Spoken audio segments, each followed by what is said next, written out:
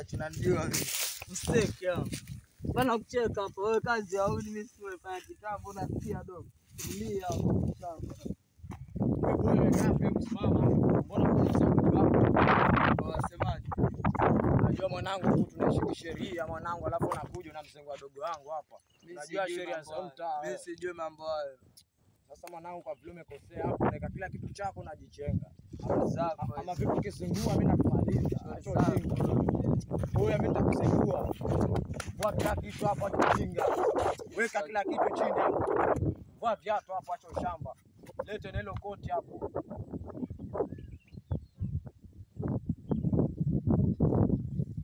Fasta basi. Ruka churachuru ende kwa babako huko. Fastika basi bwege.